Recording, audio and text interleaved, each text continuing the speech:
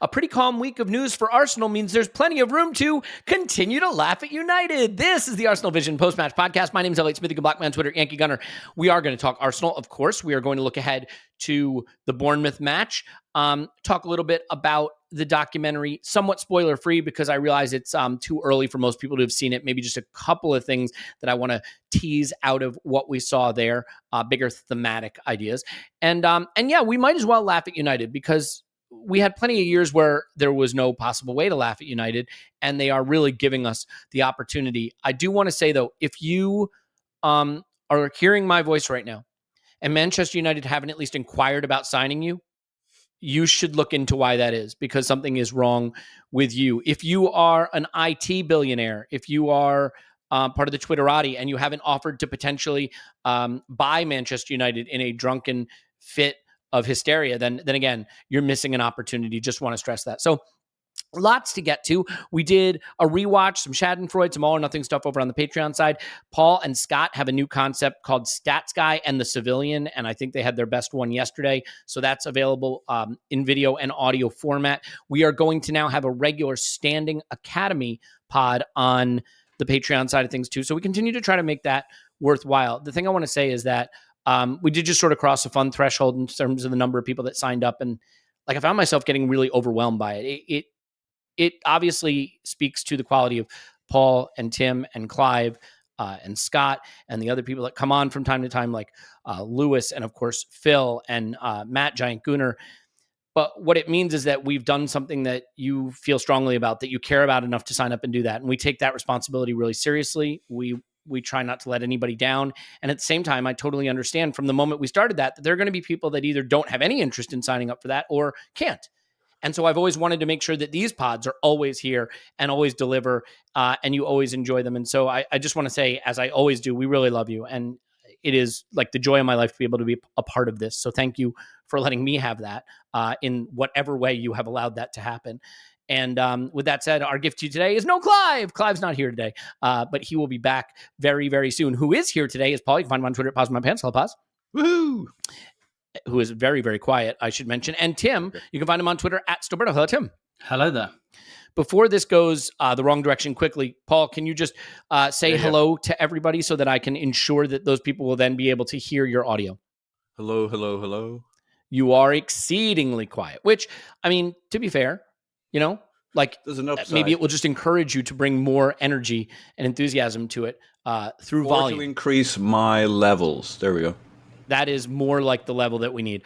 This is a bit like the live show when you tried to talk to 900 people without a microphone. Paul is obsessed with and convinced by his ability to talk to people digitally with no use of I had so much trouble with my microphone last time. You basically turned it into my section because it went on for about 3 minutes.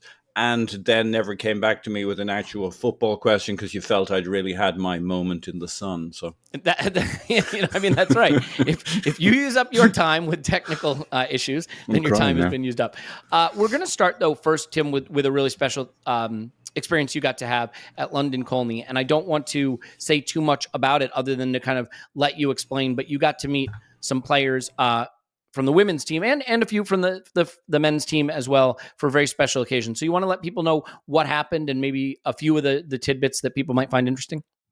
Yeah, sure. So on Monday, the three Arsenal women players, Leah Williamson, Beth Mead and Lotte Wubben-Moy, who won the Euros, all came back to training, as did Arsenal women's Brazilian player Rafaeli, who won the Copa America, in fact, captained Brazil to the Copa America this summer. And they all came back to training. So Arsenal arranged like a really nice, I mean, I don't want to say an event, but like a bit of a fuss, basically, over those players. And what we did at Colney, and I'll get on to why I was there in a minute, but they basically formed a guard of honour for them as they came into training on Monday morning. And it was the whole women's squad and all the staff and all of the men's squad and the staff. And you had Vinay there as well. Mikel Arteta was there. And yeah, like basically, the Arsenal family. Edu wasn't because we know he was in Valencia. So men's squad, women's squad, big kind of round of applause, big kind of, a little bit of mingling, a little bit of showing the medals off and all of that, and some really sweet moments like between Aaron Ramsdale and Beth Mead. video of which you can see online on the Arsenal Women Twitter feed, Leah Williamson, Bukayo Saka, etc., etc. I was invited along with, I think, seven others. Not as a journalist, actually, but as a fan. So Arsenal basically invited 8 people that they considered either to be long-term champions of the women's team or people who did good community work in North London and surrounding areas around girls and women's football. So we were there as well. And it was really nice because, like, I know all 4 of the players pretty well as well. So got to have like a bit of a chat with all of them, got to try the medals on and everything like that, which was really nice. And then Arsenal just arranged for each of us 8 people to have like a photo taken with them. And, I have a shirt for my daughter with Viv's name on the back, which she kindly signed for me as well. Oh, that's brilliant. So yeah, just a really nice day. And I guess like in terms of tidbits and insights, two things. One, I think quite personal to me. They basically, like in this guard of honour, the women's squad were there first. Then they put the 8 of us and they were just like, just go and mingle. So I just stood next to some players I vaguely know. And then the men's squad came in afterwards. And it just so happens that the men's players that stood next to me were Gabriel Jesus, Gabriel Martinelli, Marquinhos, Cedric was there as well. Unfortunately, no, I'm joking. Cedric as well. So and El Neni. So like other than El Neni, obviously, who was more on the periphery of this little group, obviously Portuguese speaking group, and they came out. And the thing is, I was asked by Arsenal to wear like Arsenal gear, Arsenal Adidas gear, because it's all going on the website, and that's fine. And obviously, I have plenty of that. So I think they just assumed I worked there because I was dressed like someone who worked there. And like Gabriel Martinelli came past and he said hello, and Gabriel Jesus said hello. So I responded to them in Portuguese because I just thought, this is my moment. I have to do this. So I just had like, when I say I had a chat with them, they just asked me why the hell I speak Portuguese. So I explained it and blah, that was it. But that's still awesome. It is. And they probably still think I work there. Like, who was that guy? But the other thing I wanted to kind of point out as well was at first, because they knew the shot was going to take a little while to set up and that the players weren't going to come out, they just like, oh, go and stand over there in the shade next to like the dressing rooms. And this was the point when the men's team came out and you just look behind and they all start emerging. And look, I don't want to over-index this because it's a real micro moment, but I do think it's a little bit revealing. Obviously, we're just like 8 or 9 strangers. Well, no, we knew each other, but we're just like 8 or 9 strange people dressed in Arsenal gear standing there. Agree with that. These people don't recognise. But it was Granit Xhaka out first, and he was like he came over and shook everyone's hand and said good morning to everyone, and that like. Because we talk about and we hear about like what Xhaka's like on the training ground and what like a model professional he is and stuff like that. And look, like I say, like coming over and shaking like some strangers' hands, that's, that doesn't mean he's the best player in the world or anything or blah, blah, blah. But, you really got that sense that this was a guy who like prided himself on like being like proper, and like being a good representative and being a good... Like he didn't have to do like no. And when I say no one else did that, like I wouldn't expect them to do that. But do you know what I mean? Like no, I get it. Yeah. When someone walks in and they just make sure that everyone feels welcome and part of the team. And we didn't speak to him again. And he probably had no idea who we were and like no impression on him or anything like that. But yeah, I just thought that was an interesting tidbit. Like they're like standing with the men's squad, which was very surreal. But he like. Yeah, Jesus and Martinelli, because they happened to be standing near me, said hello, and that was just a tremendous coincidence for me. But it was Xhaka was the one that like actually went out of his way to come up to everyone, and I do think that says a little something, and probably confirms a lot of the things that we hear about him. Yeah, I mean, it lines up with the documentary as well, right? Like and I realize that's much more of a scripted narrative than we're led to believe, but you see that a lot of these guys are good guys, and he's certainly one of the good guys. I think I'll veer off just for a second to say that I think one of the hard things is you realize that whether they're good guys or not may influence how much you want to root for them. But it can only very slightly be a part of the question about building a squad and whether they're good enough. And I mean, like, because here's the thing, Tim, if Arsenal signed you tomorrow to play striker, starting number 9, let's use some of the platitudes, right, that are thrown out. You would try really hard. You would care a hell of a lot. You'd be a really good guy that the fans could like and get behind. And none of that would matter because you'd be shit. You'd be utter shit, not close to good enough for Arsenal. And so, I mean, like, really terrible. Played, Elliot. I'm already two-footing him. This is so typical of you. He hasn't had a proper preseason. He's and like, this is typical of you. We've got a mid-30s guy who's played no football, and you're like, he could be fine. Let's at least find out. Thanks for saying mid-30s. You have done me a favour there. I could be the new Lacazette. I could be a good guy in the training ground, but I can't move, you know. Who can't make it into the penalty and Kia box. have signed another Portuguese-speaking nobody. I can already picture Clive talking about your meat sweats and your Timberlands. Like, I can see it. The point is, like we should love our players. And you know what? Having good players can help in the good guys can help in the dressing room, and having guys that have the right qualities can help in the dressing room, and caring a lot. But that's the funny thing, right? But, I mean, let's be clear. We're not talking about any players at Arsenal who are abject shit like you would be, Tim. We're talking about very, very good players, and it's all happening on the margins. I hope I haven't gone in too forcefully there. But all in all, I'm sure a really special occasion. And between that and having, I guess, met Ian Wright for lunch based on the photos I see of you on social media, is it out of the question that you're about to be signed by Arsenal? Because if this were United, there's definitely a chance you'd be signed by United. Well, yeah, that's what I'm holding out for, a bigger offer from United. But I'm not sure they're ready to go as young and as tested as me just yet. I mean, to be fair, the guys are looking at are older than you. So, I mean, that's a good sign for all of us. Paul, you have something to say according to the raised hand emoji in our little window. What, like I shouldn't have something of import ask Tim? Like I said last time, it's axiomatic. It's a truism. It's understood. Paul has something to say. Please, go on. I implore you. I got a lot of feelings. Tim, I wanted to ask, did you have a moment when you were in front of the Portuguese lads where you had a chance to show your burst? I don't know. They were offering out drinks like 10 feet away. And you didn't burst into a sprint. You just showed a little acceleration as you walked to show that, you know, you got to. Did you kind of weave in between the boys so that you could show, like, you could change positions with them, you know, over to the left. Next minute he's on their right. And then he's like standing in the middle of them, kind of thing. No, I Lacazetted it. I stood perfectly still and about waited 5 yards for behind them. Yeah, and they all ran towards me, and that worked very nicely, actually. Yeah, I do. As we switch real quick, do want to bring up Haroon, a listener who got in touch, a young man by my standards, who fought a battle against cancer at a way too young age, and it sounds like has beaten that mother effer. And all I can say is that we love you, Haroon. We're glad you're fighting on, you know, hopefully out of the woods and just, you know, a part of this community I brought up at the top of the show. So we love you, and thanks for being here, and thanks for putting up the good fight. Amen, Haroon. Yep. So I want to quickly talk about United because we had the time.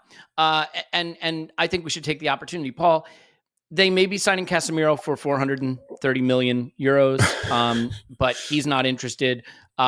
Gordon, like, they might be able to get Gordon. Oh, sorry, that's Chelsea. We'll get to them in a second.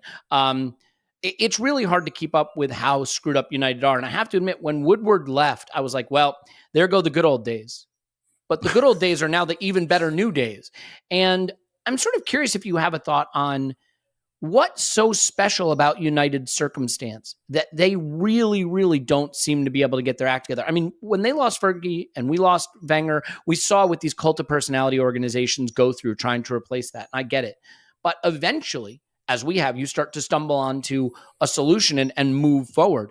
United had a head start on that, but they are still, I think, behind even where we were at our low ebb. So why, hilariously, do you think they are such a mess? They are the donkey with the 2 carrots equidistant from them, and yet they starve to death.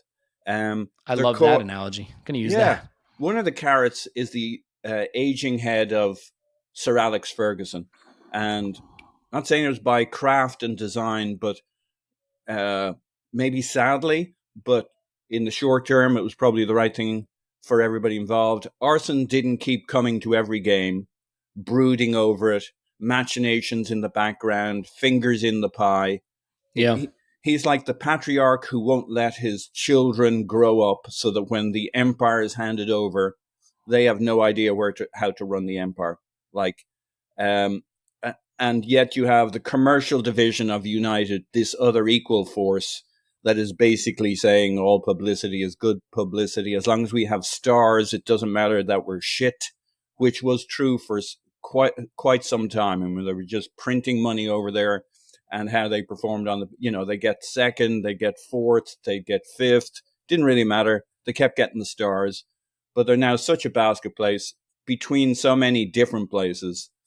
It's clear that they're too big to reinvent themselves as opposed to fail. They're just the right size to fail. They're too big to reinvent themselves. They can't let go of like the good stuff that keeps coming, the commercial aspect of it, that side of within their club. I think uniquely, we probably can't relate to this because our commercial division has been spectacularly relatively underperforming and therefore has little clout when it comes to the meetings and who should be signed. That's probably how we got Cedric, the commercial department. And by the way, to be fair, you can see from the all of or nothings, and no spoiler alerts here, Cedric's a lovely, lovely man. To your point earlier, Elliot. He's a lovely, lovely man. I bet he really cares. Yeah. Well, he does. He's genuinely. Genuinely cares. Seriously. He's genuinely a lovely fellow. I am slightly off the point here, but slightly. Let me condense it. The new manager comes in. It's clear what they should do. Don't worry about results for a while. No club can do that. The fans need to let that go. They never will. And United is big enough that all of these camps can't be ignored, and it's kind of tearing them apart. And it's beautifully balanced between all these factors so that Erik ten Hag can't get the players he wants. He's stuck with stars as well. The Ronaldo, like this donkey has about 3 heads and about, what would that be? 4 carrots, I think, if you were to put one either side of each head. Like there's might need 4 heads, 5 carrots. I don't know. If I keep going, we could be up to, I think I can get 6 carrots here, 5 heads. There's just too many competing forces, and they're all very, very large at United, from players, from the level of support who demands success. This is United. You're Gary Neville. We wish we had loads of pundits out there. Maybe we don't want lots of pundits out there. There are too many forces at play here, a dynamic tension that is pulling this club apart before our very eyes. There we go. With your tortured analogies, I felt like I'd stumbled into one of Manchester United's transfer target meetings. The donkeys buy 6 donkeys and 3 carrots. I will tell you, they have bought 6 donkeys or more. We can over on the Patreon side, we can do the "What is a Scott McTominay" podcast another time. Scott took my comment and ran with it and posted his radar, and it's still unclear what a Scott McTominay is. And so you have this situation with United, Tim, where their cult of personality left, they haven't been able to cope with it. At Chelsea, you have a similar but slightly different thing. One cult of personality leaves, the owner cult of personality, and is replaced by a new cult of personality, someone who clearly wants to be known, to be seen, to be the doer. And it turns out, I do think that there is you're pronouncing cult wrong, by the way. Cult? Yeah. Cult of personality. How do you say it? It's 1 letter out, I think. Cunt. Oh. Why? If I'd finished my cup of coffee 5 minutes earlier, I would have been all over that. You know what? Yeah. Okay. Anyway, if you'd said something like you're 1 letter off there, so then I definitely would have gotten it. So this C word of personality that we were discussing, it's interesting because I do think you get these people, and you see this with a lot of billionaires and heads of companies, people who are extremely successful at something, and to be fair, probably quite bright, who start to believe that actually they're just better at everything than everyone, that they are smart enough to figure out how to do other things better than other people do them.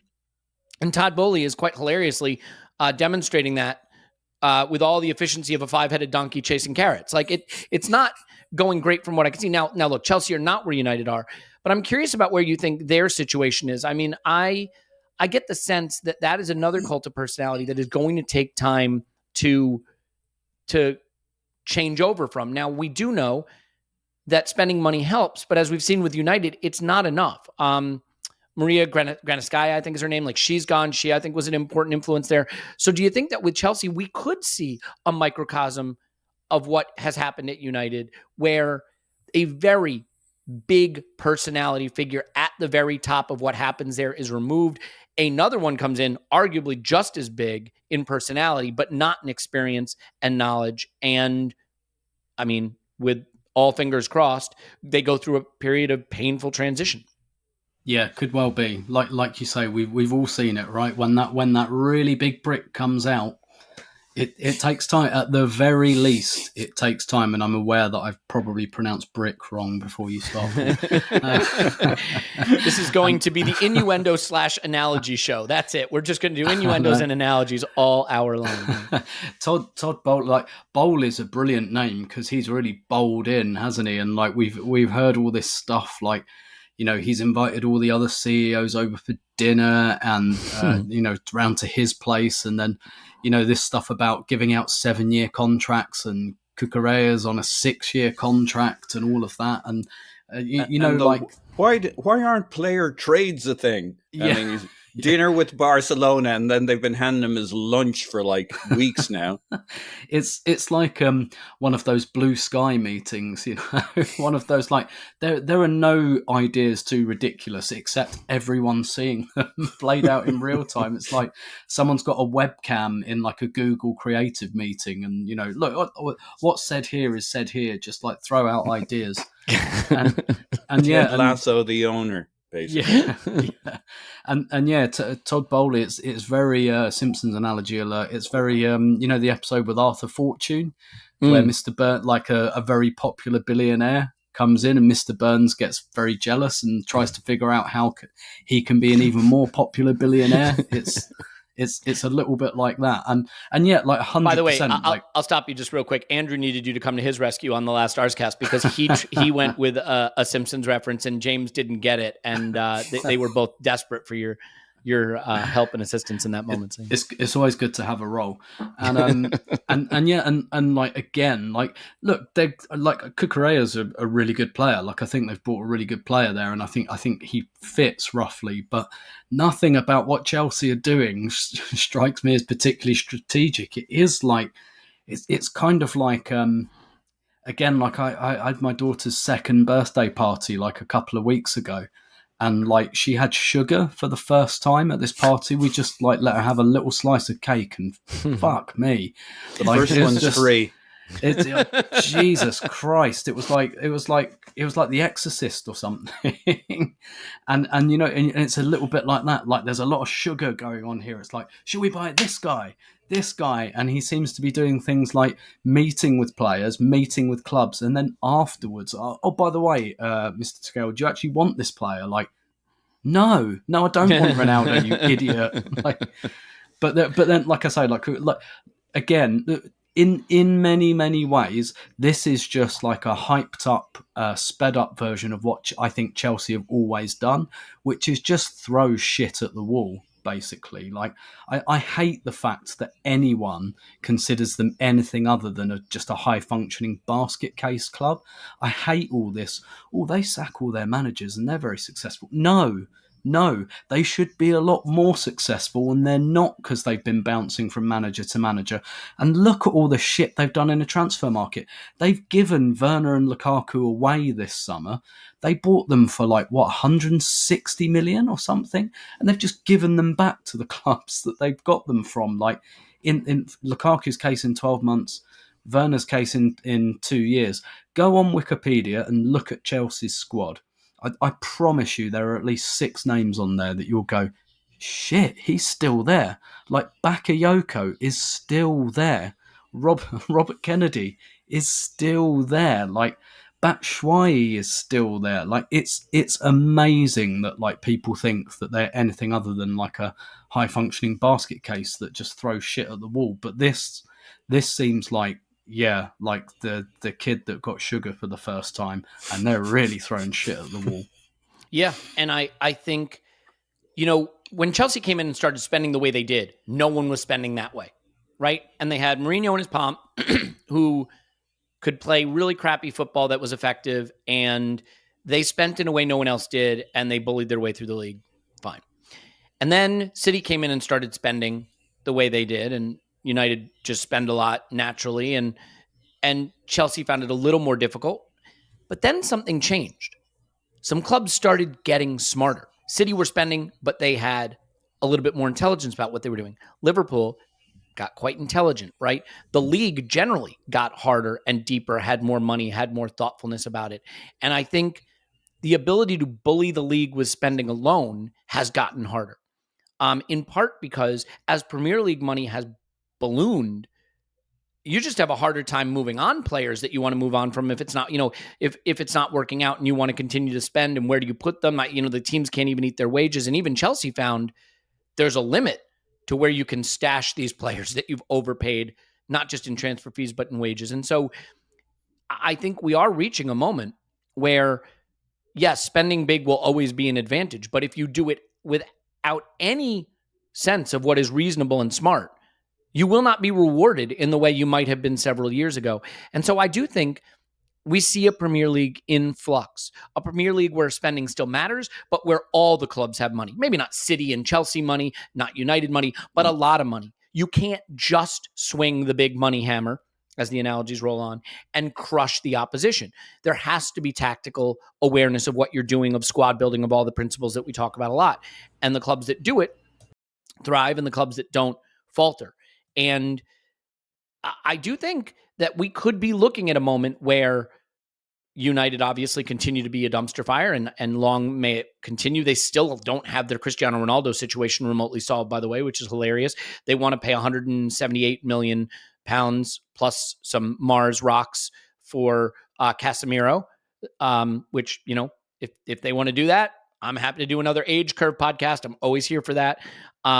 Chelsea want to give up good young players to Everton to get a less good young player and give them a huge transfer fee. And if that's their plan, I fully endorse it. So, yep. That's another thing about Chelsea as well, right? They sold Guehi to Palace and they got a good fee for him. Well done. They sold Tomori to AC Milan, got a good fee for him. Well done. Sold Tammy Abraham to Roma, got a good fee for him. Well done. They would be better off with all three of those players at the moment because they want no defenders and no striker. Well, they'd be better. They'd have been for whatever money they got for those players, the opportunity cost is bigger because they're having to go out and spend even bigger sums replacing them. So it's just thick. And to your United point, to your overall point about, well-coached teams, look at who United have been beaten by this season. Brighton and Brentford. What do they have in common? They're good teams that are better than the sum of their parts because they're very well coached by smart guys and they have a structure and they have, when Brighton make a transfer, you go, yeah, that's a Brighton transfer. When Brentford gets someone, you go, yeah, that's a Brentford transfer. They have a real identity. And don't get me wrong, United will almost certainly finish above both of those teams, but in a one-off game, they will hurt you. And those one-off games, they build up. I don't even know if they're certain to finish above them, but I take your point. And this is the thing. I get it. Sometimes you have to cut a Willian loose or cut an Aubameyang loose. They're in their 30s, they're overpaid, and there's not much you can do with it. But you look at Chelsea, they have no use for Callum Hudson-Odoi. They have no use for Christian Pulisic. I saw one rumor where they're going to pay Everton for Anthony Gordon, who's a bright young 21-year-old, and also give them Christian Pulisic, who's 23. And this is the thing, right? I mean, if you can't use a good 23-year-old, you're going to send him out and bring in potentially a less good 21-year-old? And forgetting whatever you think of the players, those are the kinds of things that don't make any sense. And by the way, I'd have a bit of Hudson-Odoi, I think, maybe at Arsenal, if they're just chucking players out the window. I mean, and I think your point is spot on, Tim. So the Premier League does look in flux, and I think it just reiterates the point that there's something there for us if we get this project right, that Chelsea may be ready to abdicate the position they've held for a little while. United are not coming back in anytime soon to claim it. That's not to say they can't. Look, with the amount they spend, if they ever get their act together, their turnaround time can be pretty quick. I mean, hell, look at our turnaround time when we spent intelligently. one season, we went from kind of looking like a calamity to a team fully on the rise. So, but the point is right now, United aren't there. Spurs maybe at the end of a cycle in a way, because Harry Kane and Heung-min Son are not going to be good forever. Conte is not going to stay forever. Chelsea, as I said, maybe in decline. You have City, you have Liverpool. Maybe Liverpool, with as hard as they've been pushed for as long as they have under Klopp's system, you see these cycles with Liverpool, right? Like a 90-something point season. Then a season where their players just break down and they don't compete. And then a 90-something point season, they break down, and maybe we get a breakdown season here. And suddenly, there's Arsenal on the rise with young players coming into their best. And I think what it gives us is an opportunity. And we're going to get to that opportunity in a moment, because I do want to focus the majority of the back half of this podcast on what's there for us if we really attack it in the market, on the pitch, and so on. So we'll get to that. I do just want to quickly reference the documentary for a second, though, Paul. And one of the things that struck me that I think is interesting is the conversations we have about football and the way people react to them, right? You make a joke about a player on Twitter and people are like, oh, you hate that player, you have an agenda. Or you say like, this player needs to do this. And like, oh, I think you must know more than the coach. You must like, and we're sometimes so uncharitable to each other in terms of our opinions. And then I watched the documentary and I'm like, you know what? They give each other the same kind of jokes and have the same kind of analysis. It turns out that football, at some levels, is quite a simple game. And the themes and the ideas of them are actually quite easy to see. So like there's one episode, and this isn't spoilers because it goes back a bit, where they're sitting down with Lacazette in a one-on-one session. And they're basically like, you can't be so focused on the buildup, right? You need more movement. You need to get into the box, because if you get into the box, we know you'll score goals. They're sitting with Eddie and Kedia, right? And they're like, you can't just stand like this. You need to be ready to move. When we're in a crossing position, I want to see you moving in the box. We're almost talking about body language with him in the box, right? To be awake, to be alert. Nothing great and tactical. It's like, be ready. Look like you're ready. Just be, exactly. And then like there's a section where Mikel Arteta in front of the whole team makes fun of Xhaka about red cards. You do that on Twitter, you're getting ratioed. People will be, well, actually, he's only had these many red cards. Why are you bringing it up? Like, oh, he's not refereed the same. Like, I get it. But there's the manager making the joke in front of the team, and they're all having a laugh. And it just makes me realize, Paul, that like, no, we don't know better than the manager. There are tactical insights the documentary's not bringing up. But actually, sometimes some of the things we see, I don't mean we podcasters, I mean all of us, just see on the pitch, or the jokes that we make about the players are the same kind of discussions and jokes and conversations that they're having within the team. And that's actually great, because it means, we all sort of see the game through not always the same lens, but a similar lens. And maybe we should be more charitable with each other in realizing it's not the end of the world to have some of these points of analysis or some of these jokes, because the same kind of things are happening behind the scenes. Yeah, look, I don't want to go all Clivey on you, but there's a whole context. We need it. This pod needs it. Look, Elliot, I'm going to tell you how midfield works in a moment. I doubt no. That was my Clive voice. Oh, okay. Yes, please, Clive. Go on. Yeah. Look, out of the mouths of babes and little children, like there's a simplicity sometimes to what's going on that anybody can see and anybody should see. So, like, there are truths you can know without being a football expert, as long as one is self-aware, and as long as we're all like the problem with football analysis among us bozos. No offense meant, Elliot. Offense taken. I include me in that, and the rest of Twitter is just sometimes we lose our self-awareness. You can talk about all that stuff, and it can be a worthwhile and valid conversation if everybody remembers they're not actually the director of football. They've not managed a team. They've not coached a team. They've not been in the cauldron of the European final. Like, once everybody has that awareness and keeps that, which we're very bad at on Twitter, we talk like we're experts. It's not that we shouldn't have these conversations. It's just we need to keep that little bit of self-awareness that we don't know what the fuck we're talking about. But that doesn't mean that it isn't as plain as the nose on your face what the issue is here at United or Chelsea, or what City are doing well or aren't doing well. Like, we can... truths should be apparent. They like, if they don't become clear to the rest of the world, there's probably not a truth there. What's amazing about the documentary to me, and again, no spoiler alerts, is how simple so many things of the football world are. Now, there's a whole Agreed. bunch of stuff they don't show us. Yep. But in certain aspects of it are very, very simple, very, very straightforward. I'm amazed how quiet the dressing room is. Like, I would have thought there'd be way more shouting, way more, like, there'll be a lot of things they didn't show us along the way. But, like, most of the dressing room, like, those are the real bits, right? They may not have shown us everything, but that's real. At that point, they've forgotten there are cameras. You come in at halftime, you come in at full time. We win. If we win, everybody's cheering. If we're losing, it's deadly quiet. When you lose, you kind of lose on your own. When you win together. And you see that in that dressing room.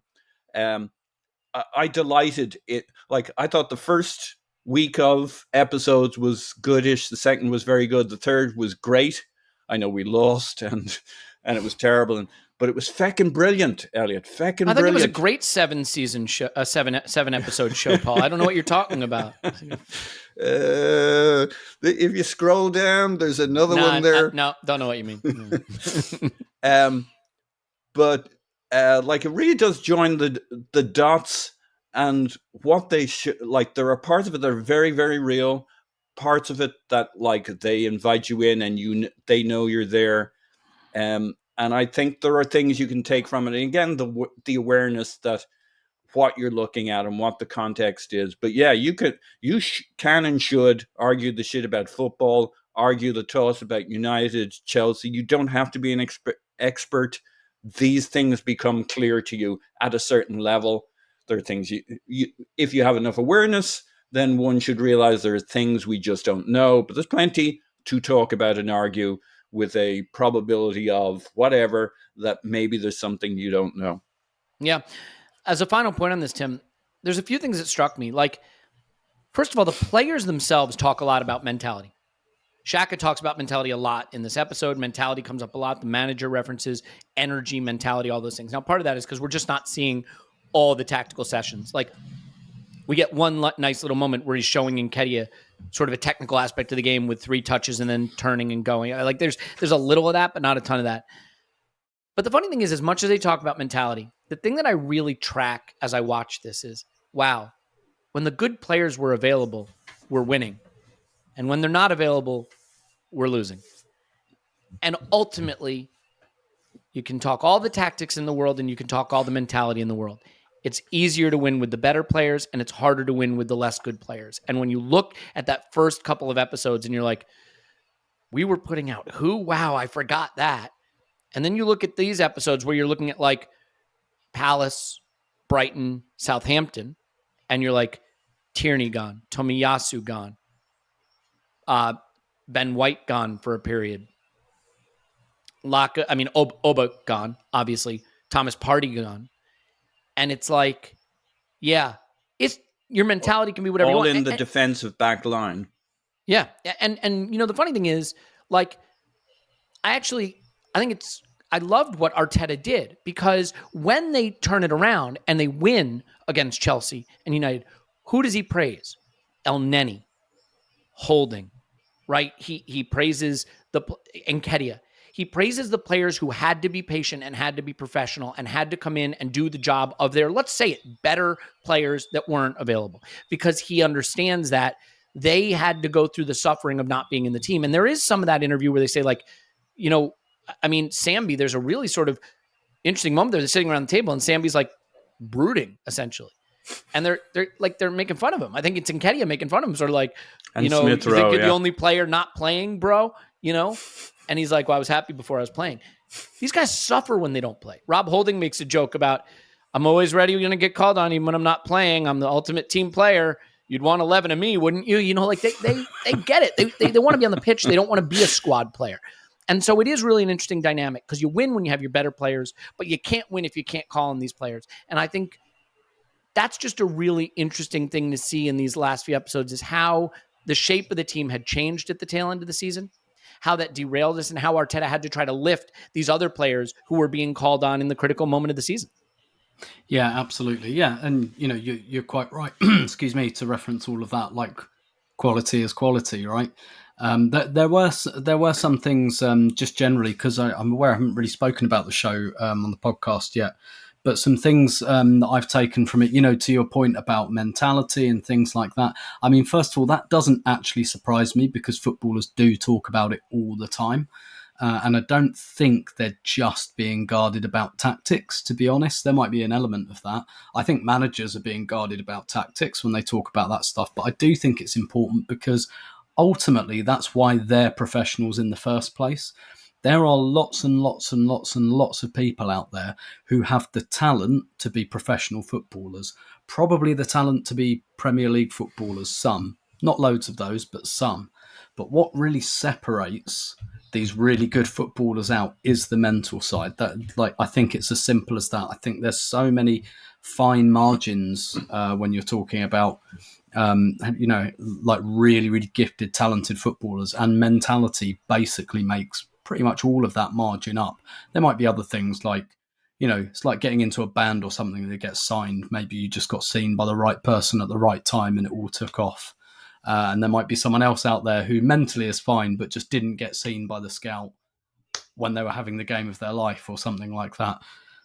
But one of the things I think that kind of came across to me, and I'm really curious. I suspect the answer is going to be no. I'm really curious as to whether Arteta will watch this or has been watching this or has seen any of it.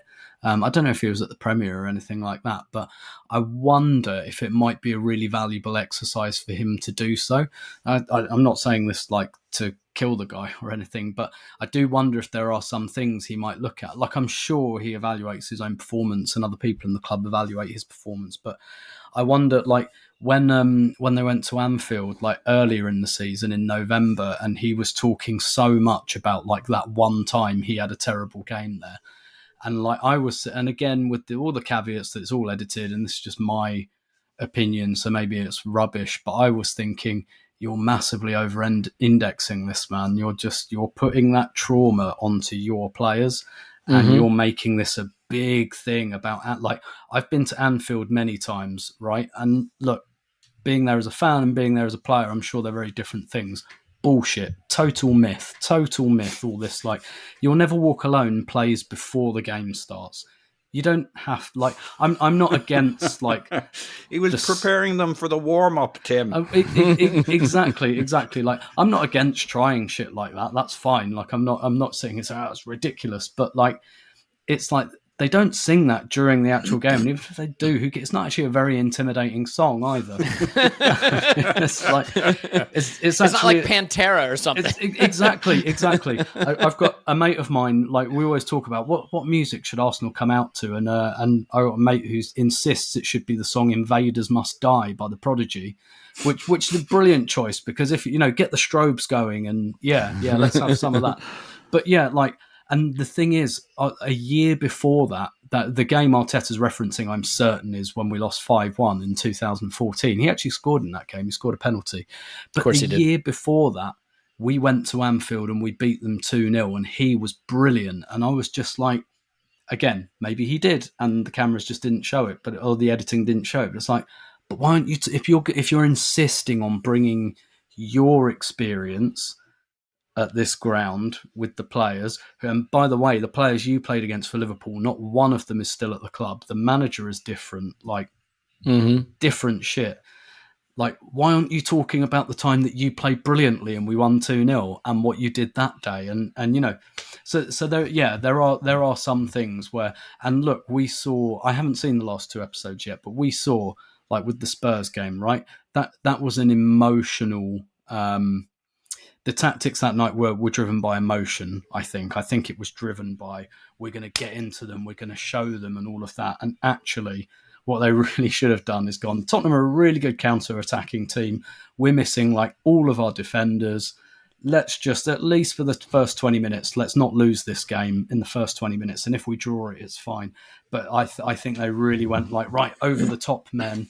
And it was a bit of a silly thing to do. And I do wonder if he'll just reflect on that and say, I'm still a young manager. Maybe my emotion got the better of me on that occasion. And maybe it's next time actually interesting, Tim. You haven't got to it yet, and I think you'll find it interesting. But he does.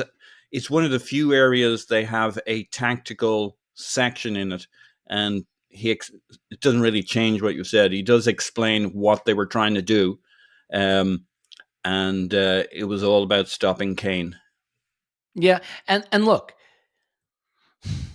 it just comes. The funny thing about the whole mentality thing and all that is, I think one of the reasons like players talk about it a lot is because the talent part isn't something you can talk about. Right? Like, what are you supposed to say? I know I kicked the ball good.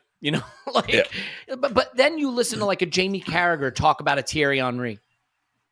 And it's not mentality. It's like the guy was better. He was faster. He could dribble. He could pass. He could shoot. Right? When you hear players talk about other players who they admire, they talk about their talent. When they talk about themselves or their teammates, they often talk about mentality because in a way you take the talent stuff for granted. Like, if someone came to me and said like, oh, how do you do a podcast? First of all, I'd be like, talk to Andrew.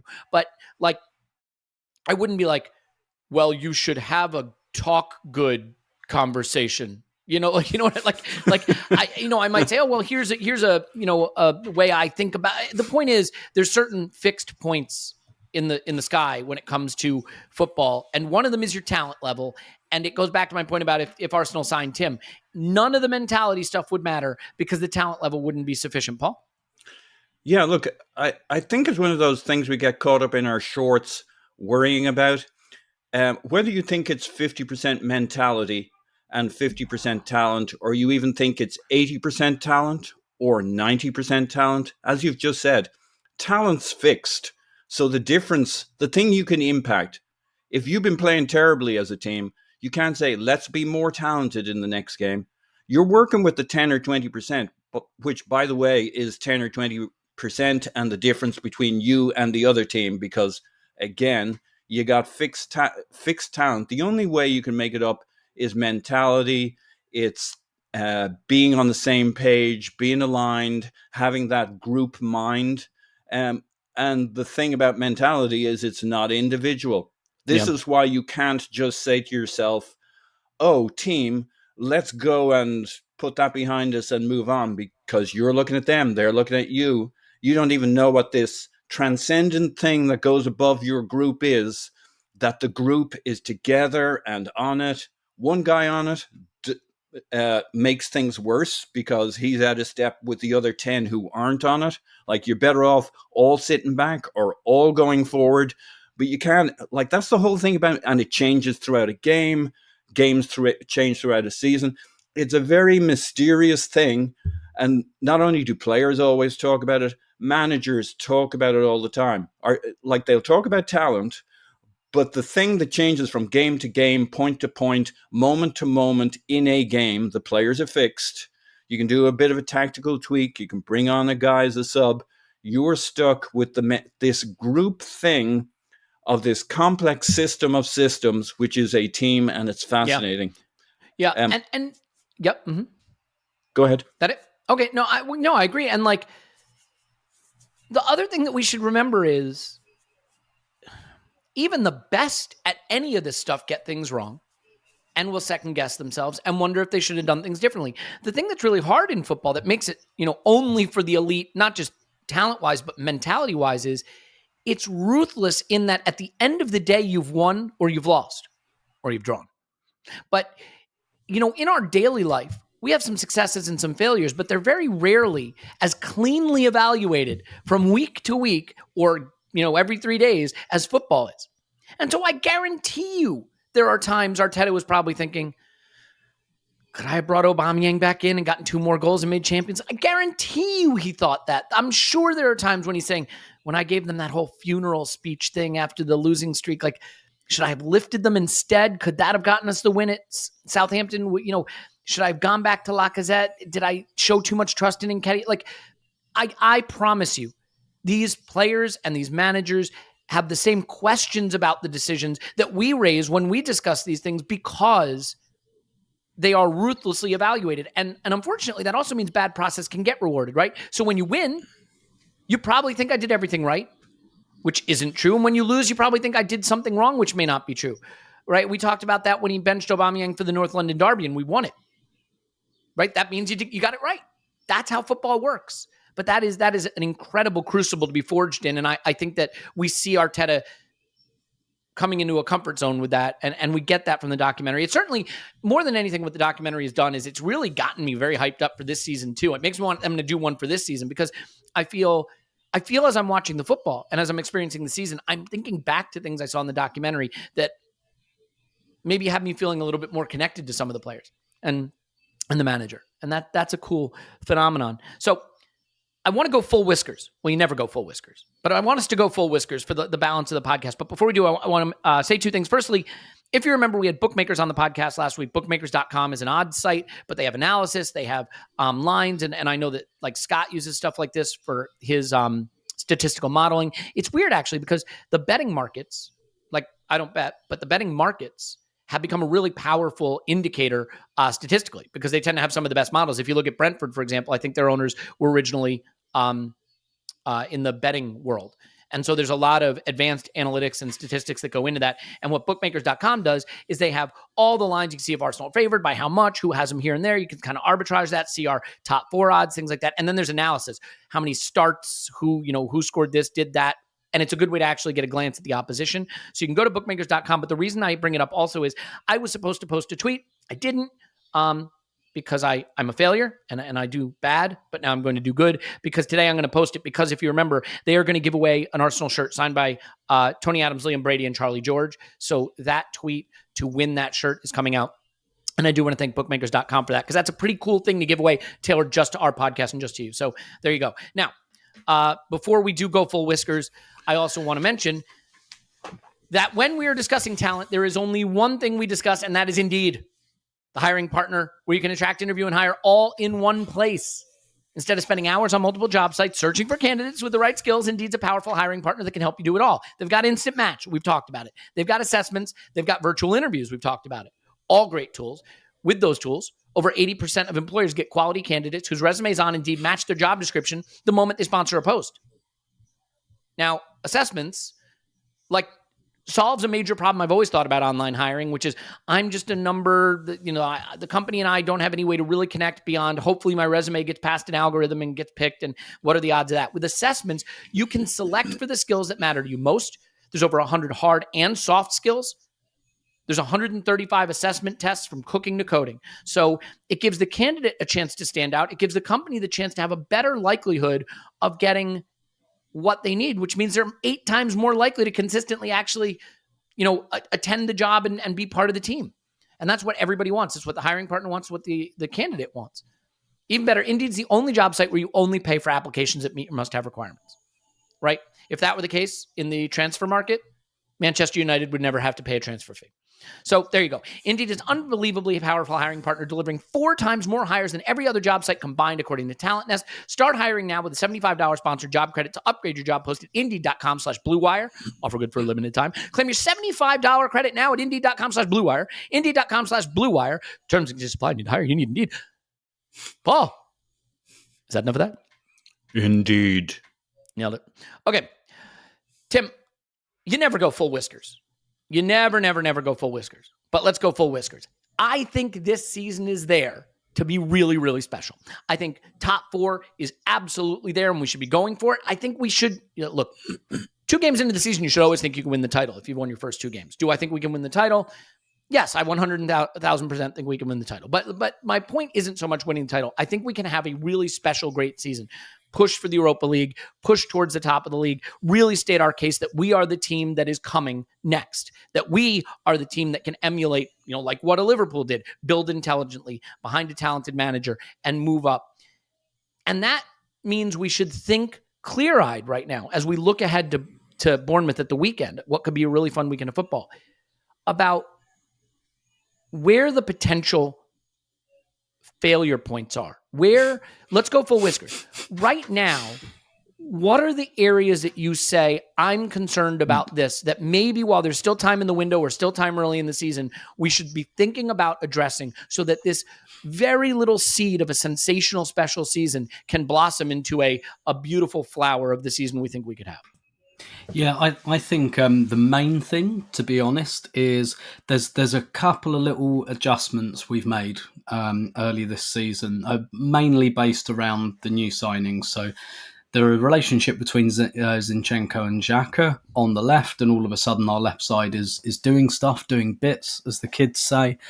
And you've got Zinchenko and Xhaka swapping on that left side, so Martinelli can stay nice and central and all of that. And, you know, Xhaka making third man runs into the area. And it's all working really well because it's not stuff we've done before. Like, you can't scout what a team does with two completely new players when they haven't played for you before. So I guess I'm not sure I'd call it a concern because it's just a totally natural thing that happens, is just, you know, Bournemouth, for example, are going to be prepared for what, because they've seen 2 games now, they've seen all of this, and they're going to be preparing a game plan to stop it, basically. And as we go through the season, that will happen more and more. So I guess, you know, if you're one of the coaching staff, you're either thinking, how do we do this so well that it doesn't matter? Or how do we find other solutions when that happens? Now, to be fair, this happened on Arsenal's right side last season, basically. Once Ødegaard came in, once Tomiyasu came in, we were doing new stuff on the right. And it was like, oh, here we go. The right side looks really good. And then, you know, maybe after a few months that, I don't think it completely, I wouldn't call it getting nullified or anything, but maybe one of those pieces came out in Tomiyasu and it didn't function quite as well and teams were more onto it, basically. So that's, and I don't know if there's a way of, obviously there's just keep buying new players. Basically, and then you've always got a new player to put in the starting lineup, and then other people can't, you know. That's what we should do. Actually, we should buy 19 new players, but start them each in like consecutive games, basically, so that every time we've got a debutant in the starting 11, and therefore teams will never work out what we're doing. But in all seriousness, Tim, can I say why I think this year is different on that? Because I think that's spot on. Gabriel Jesus. Now, I know you weren't a big Gabriel Jesus guy, but do remember I was a skeptic, yeah. Yeah, do remember I'm the man who said he was the most transformational signing of the last decade and a half about 2 weeks ago. Look, he doesn't even play in a position, right? He plays in 3 positions. And that's what I think our antidote to, oh, well, they know how we're going to play. And he dribbles from outside of the box and he makes his own opportunities and chances. And as long as he's fit and firing, it's not all about him, because that means Martinelli's through the middle.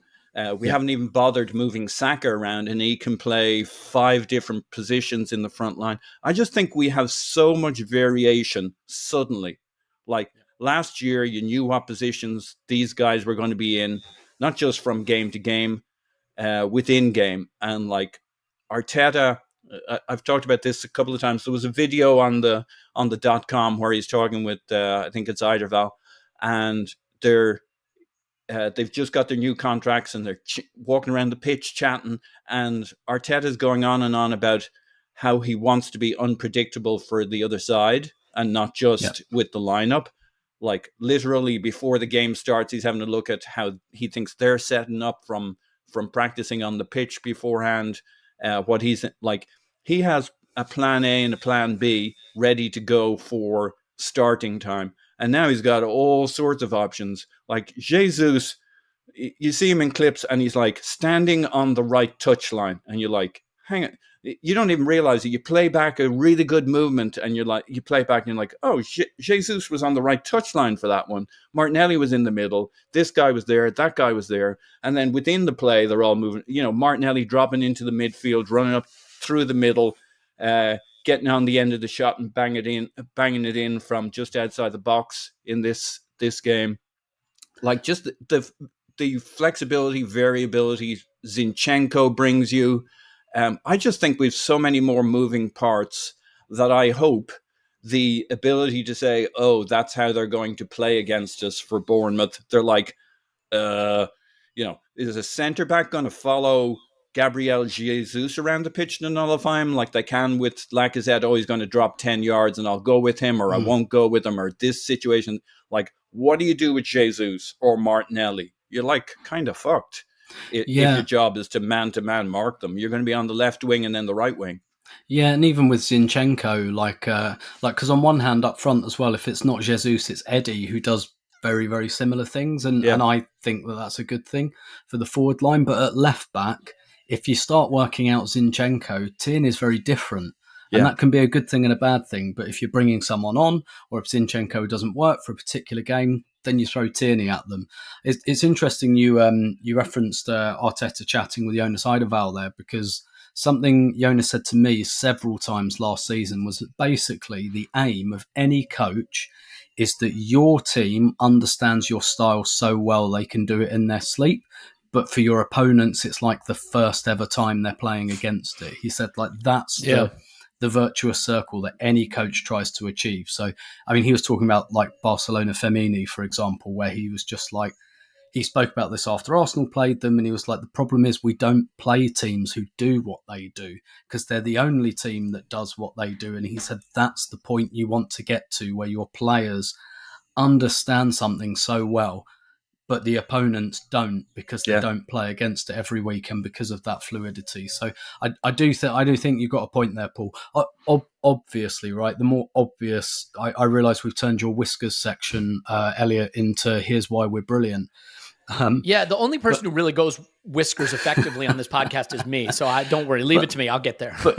but obviously we've got some pinch points, right? Just like any other team. Like, what the hell do we do if Saka gets injured? I imagine we switch Martinelli to the right and Smith Rowe, or at the moment, like, what the hell do we do if we lose Thomas Partey? I think the real issue is depth again. It doesn't feel like it should be depth this season because we've signed some more players and we've added depth. But like, that's the only thing that gives me concerns, depth. I mean, you can go around the pitch and say 3-4 positions where, like, if they're out for a while or there's a problem, then, we don't have that much depth at 3 or 4 positions. Yeah, indeed. But I'll say save that for after the ad break, please. The interesting thing is, I thought Thomas Partey was a clear area where we had some exposure and we need to think about. But what I think is interesting, the system has changed. As well as we played through the first 2 games, he has not looked nearly as influential. I said at the back end of last year, he was a single point of failure. He dropped out and we failed quite clearly. And we saw, especially against like a Newcastle, how we couldn't cope with building back to front. In the first 2 games, Zinchenko's had more passes than him. Xhaka's had more passes than him. Against Palace, I believe it was, Odegaard had more passes than him. The defenders had more passes than him, but that center backs tend to have a lot of passes because there's just a lot of recycling the ball for every team. But we're building in wide triangles and wide pods and pressing more to win the ball back now too. And so I don't think, because look, I don't think he is a defensive shield. He is not that kind of player. What makes him special is what he does on the ball. I've never thought it's his physicality and his defensive work that's his strength. It's actually his elusiveness and his ball progression. The off-the-ball stuff, I think an El Neni can do, actually. It's the on-the-ball stuff that I don't think El Neni can do. And if we're not as reliant on him on the ball, then I'm a little less worried about what we lose if we have to have someone else come in there. It's certainly an area where we could strengthen, but like, do I think Xhaka could do what he's doing right now if we had Vieira in the left 8 or Smith Rowe in the left 8? I mean, I think he could do it a lot better in this iteration of how we're playing than the iteration last season. So I look at it more like, if Nicola Pepe goes, and there's still talk that he might go, we clearly look short of a first-team player in the front 3. And it means you get into games like the League Cup and Europa League, and a Saka is starting those games, or a Martinelli is starting those games, or a Jesus is starting those games. Because really, after that, it's Smith Rowe, it's Nketiah, and it's maybe Fabio Vieira. Unless you think Marquinhos is in the first. And so, I mean, then you really look short, and really look short, like, in terms of, because you can't be in a situation where you're like, my backup left 8 is Smith Rowe, my backup right wing is Smith Rowe, my backup left wing is Smith. That doesn't work that way. Paul, you wanted to come in on, I think, the midfield part of this. Yeah. I don't know. I have an open mind on this one, but I don't know that we have the Thomas Partey thing right. I think we ask him to do 2 different types of DM job in a game, and he's definitely a muscular midfield shield, even if he's not the absolute destroyer. And he plays very, very progressive passes or attempts to. I'm not saying deep into. Well, he even did a couple of those against Leicester, balls over the top or deep. Yep. But it's a unicorn position he's playing at the moment. Now, we might think he's not in great form and he's not seeing that much of the ball. But look how the distances from him to and everybody else are massive. Like, you put El Neni or Chak in that position, you got to drop a couple of players much closer to him to give him support. You got to pull in Xhaka. You got to Odegaard may have to drop deeper. He may not be in brilliant form. Can I counter that with one thing though? Because this wasn't about his form for me. This is about style. Like, yeah, but towards the end of last season, when you have a Nuno Tavares on one side of him and a Cedric on the other side of him in a sort of 2-3-5 type buildup, that's very different than when you have a Zinchenko and a Ben White on either side of him and their ability to get close. So if that player is El Neni and he's got Cedric and Nuno next to him, he's still tasked with a lot of work to being able to play out, get out, do anything. When the players next to him are Zinchenko and White, and then you have a passer like Saliba behind you as well, like, you have a lot more capability to just give a safe pass and still be able to get out and progress the ball. I just think that applies much more to Mo El Neni.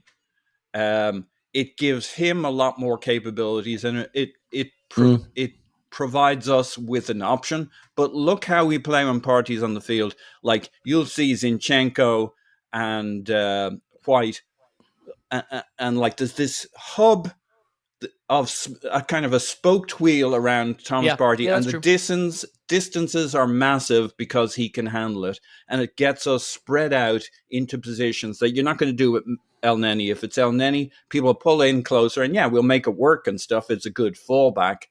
But I think we underestimate just how Thomas Partey allows us to expand as a team into the spaces further up and around. I'm amazed at the distances we allow between Thomas Partey and anybody else around him. I think I would have just said last season, if you showed me a game where three non-defender players, three non-center backs, right? So 5 total players had more passes than Thomas Partey, I would have said that's a game where we did not play well. And in this case, it's a game that we dominated and won convincingly. And but so I think he's part of what it is. I think it's a classic. He's actually part of why we can play without him. Because so you're saying I'm making a correlation and causation mistake. In other words, is that he's allowing us to play everywhere else because he's got the middle. Let's be clear. Mostly, we don't have a guy that I want playing 30 games in that position if it came down to it. But I would also say, like, as much as I love Nketiah with the best will in the world, we don't have a guy I want starting 30 games up, at center forward over Gabriel Jesus. Like, I think what I'm seeing, and this is the reason I'm not going full whiskers, and now I'm not doing whiskers, which sucks, is that we've created a system that has fewer dependencies that I look at and I say, well, without that piece, we're effed, right? In the way that I felt last season, right? Without Kieran Tierney, we were kind of effed, or without Tomiyasu, we were, or without Thomas Partey. And now, like, Zinchenko might be better. Ben White might be as good, right? And I'm not remotely saying that El Neni is as good or Xhaka would work as well there, but that the collection of technical quality around him at least gives us a bit of protection. There's no question that adding another piece to the midfield makes us stronger. I've always said this, though, Tim. It is a lot harder than it sounds to say, let's go buy a guy who is a starter level guy, elite quality player, who also is totally fine if the starter is fit playing 5 games all season, right? Like, when Liverpool went and got Thiago, a lot of people are like, what do they need Thiago for? But Thiago came in, he started, displaced a player, and he became the guy, period. He started all the games. So if you want to go get a guy that's really, really good, then maybe it is a Partey replacement. But I think it is very hard to buy someone who is a Partey emergency, break glass in case of emergency option. And that is true at many positions, but I think much more true in midfield, because I think the attack rotates around more. I think attackers are more commonly subs, right? Like, I'll take off my right winger who's starting to fade and bring on my other really good right winger. That's the thing that happens. I don't think you want to take out your sort of controlling central midfield player if you can leave him on. And then you start to say, well, then can Sambi do it? Can where are they on any minutes? And then you do start to say, like, okay, what am I actually targeting? Like, I think if we go out and we get a really good forward, there's going to be plenty of minutes for everybody, because front threes move around, and there's Europa, and there's cups, and there's substitutions, and that's a position that gets subbed a lot for effectiveness. We've already seen in the first two games, the front three, Saka came off in a game, Jesus came off in a game. And like, that's going to keep happening. So I still regard adding another attacker, especially if Pepe goes, as probably the priority. And also just because I am allergic to the idea that we don't score enough goals to get where we need to go. And I just think the way I see us playing right now has me slightly less concerned about our dependency on that single central midfielder. But do you see it differently? What is the priority, and how do you solve it, I guess? Because that second piece, it's easy to say we need a midfielder. I think it's very hard to say who and what quality that player should be and how they would actually get on the pitch. Yeah, definitely, because we've been thinking about the left eight, right? But so far, Xhaka's been playing that pretty well. But again, like with the caveat that people are going to get wiser to it now. Like I do think, generally speaking, El Neni is basically a poor man's Thomas Partey, which is kind of what you get with a backup, right? Like I went back and rewatched the first two games again yesterday, the first half of the first two games, and I look at what Partey does, and it is kind of very El Neni. He receives, turns, distributes. And then when the ball breaks loose, he's like onto the press. And El Neni does all that stuff. He does all of that stuff. He just doesn't do it as well. Which, yeah, like, duh, that's what happens with your backups, essentially. And actually, El Neni's in a weird spot because he's possible.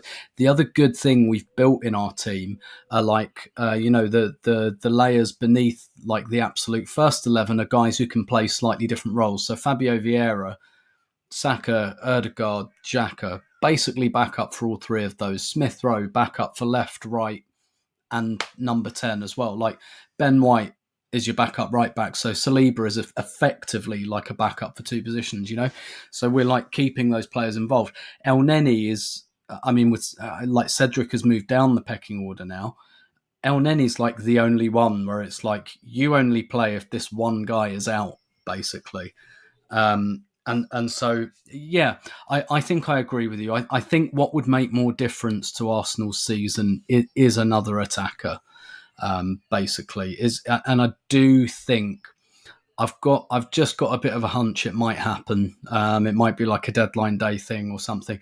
Like all of the intel we have, right, is basically they're like, right, okay, we're broadly happy with the squad, but if we can sweep the broom sufficiently, we'll do one more thing. That's basically the noise. That's the noise we've got from like Art. I'm not even talking about like David Ornstein here. I'm talking about like Arteta. He's effectively said that. It's like, if we can do one more, we will, but it's dependent on getting guys out the door, and some of those might go out at 11:59 on deadline day. So it will be dependent on that. But 100%, I think that's the position the club will look at. And I think really what they'll be thinking about is Pepe out, someone else in, and they're probably just going to back themselves to like shift Bellerin and whoever else.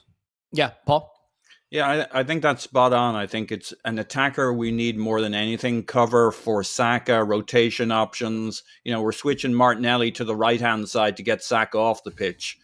And keeping Gabriel Jesus on at times when we should be getting them off. Now, it's the first couple of games, so you want to bed in your patterns. I'm fine with that. We use less subs than anybody else for shorter periods of time. I think we're like bottom of the league for swapping players out, plus or minus one or two places. I think 9 minutes per sub is our average, which is way below. I think City use more players for longer in terms of their subbing. So we've a ways to go. It's early days. And I do agree with you guys on the order priorities. Zinchenko is a huge mitigation for El Neni. And I'm very comfortable with the idea that the answer, if we don't have Partey, is to lean into Zinchenko a little bit more to get Xhaka back up. So we have our 2/8 up the pitch. Weird conversation to be having. I always thought it would be Xhaka covering for Zinchenko getting forward, and we've seen some of that, but maybe we'll see more of that as the season goes on. But if you're telling me it's El Neni with Zinchenko to his left and Tomiyasu or White to his right, and they're tucked in right next to him, we got all sorts of midfield options going on there with Saliba and Gabriel able to pass around the corner. Here's a fascinating stat. We are the only team in the Premier League to have more left-footed passes than right-footed passes. That's how left-sided we are at the moment, based off FB Ref yesterday. That's a cool data point. It's phenomenal. Like, City have more. You steal that from your stats guy in a civilian pod the other day. I forgot to. Yeah, I did. I was doing a bit of prep for it. I never got to use it on that one. But like, City have more left-footed passes, but only because they've way more right-footed passes. They just have a lot more passes. But yeah, it was 400 and something versus 400 even more. It was like 400 versus about 450 in terms of left versus right. My point being, we got guys on the left who pass with their left so they can pass around those corners. It gives us all sorts of space to play around our midfield and up the edges, and makes me feel much, much better about having El Neni in that spot with Zinchenko to one side, Tomiyasu. They're both fairly two-footed, but Zinchenko's just so good in a tight spot under pressure. He's a great release valve for El Neni, and definitely a huge mitigation for what happens if it's El Neni for a run of games. Yeah, I think it's a really, really tricky time for the club and the manager, because they're going to have to be really sober in their analysis. They're going to need to go full whiskers, because they're going to need to, we're off to a good start, 2 good games. And oh, by the way, it could get better. Right? We still have Bournemouth, we still have Fulham, we still have a mediocre Aston Villa team in August. And then it's United, Brentford and Everton. Then you get in October, and I believe in October we've got Spurs, we've got Chelsea, we've got City, we've got Liverpool. Or at least, three of those 4. So if you can't see the team in a clear-eyed, sober way and go full whiskers a little bit now, you got to make sure you see the signal through the noise, because we're going to, I hope, continue to play great, and I hope continue to pick up max points week in, week out in August. It will get harder, and we want to make sure that we've assessed this clearly, seen where the potential failure points are. Because again, if we make no signings, I still see us having a chance to finish top 4, and maybe even a really good chance, maybe be favorites for it.